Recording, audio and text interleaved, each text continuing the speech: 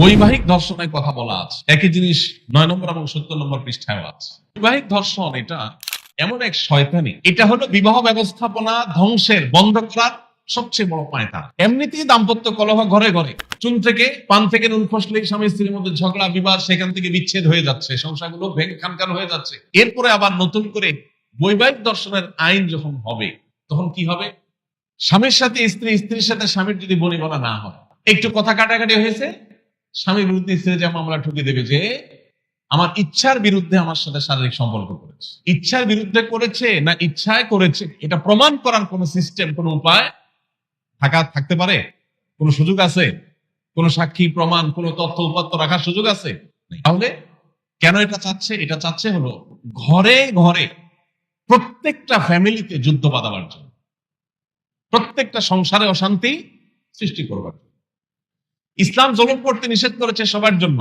কোন স্বামীর এই অধিকার নাই, স্ত্রী অসুস্থ, স্ত্রী অপারক, জুলুম করে তার সাথে শারীরিক সম্পর্ক করার অধিকার কোন স্বামীকে ইসলাম দেয়নি।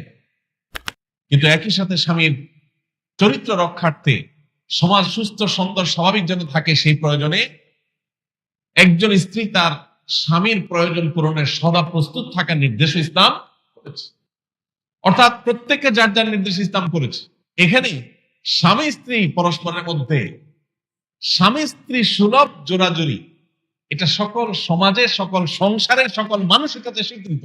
কখনো কখনো স্বামী স্ত্রীর মধ্যে শারীরিক সম্পর্ক যেরকম মৃদু জোড়াজুড়ি গ্রহণযোগ্য পর্যায় পর্যন্ত চলে, অগ্রহণযোগ্য পর্যায়ে জোর পর্যায়ে গেলে চলে না, ঠিক তেমনি ভাবে স্বামী স্ত্রীর মধ্যে টাকা পয়সা নিয়ে, মার্কেটিং নিয়ে, খাওয়া দাওয়া নিয়ে, শপিং নিয়ে, বিভিন্ন আপনার রেস্টুরেন্টে যাওয়া নিয়ে, কোথাও ঘুরতে যাওয়া নিয়েও মৃদু জোড়াজুড়ি হয়। এখন কোন স্ত্রী যদি তার স্বামীর পকেট থেকে টাকা নেয়, অনেক সময় টানাটানি হয়, হাতাহাতি হয়, মৃদু জোড়াজুড়ি হয়, এগুলো স্বামী স্ত্রী সুলভ, বন্ধু সুলভ জোড়াজুড়ি।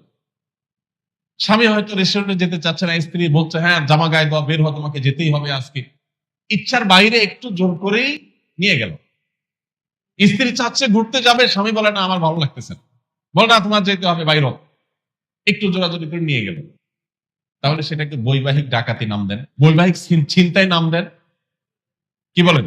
ঘরে ঘরে প্রত্যেকটা পরিবারে অশান্তি সৃষ্টি করার জন্য এই যে শয়তানের নির্নকশা এদেশে সুপারিশ হিসাবে পেশ করা হয়েছে, এটার প্রত্যেকটা পয়েন্ট, প্রতিটা লাইন পৃষ্ঠা আপনি পড়লে দেখবেন পুরাটা হলে আমাদের সমাজকে ধ্বংস করার একটা মহা আয়োজন। প্রিয় ভাইরা,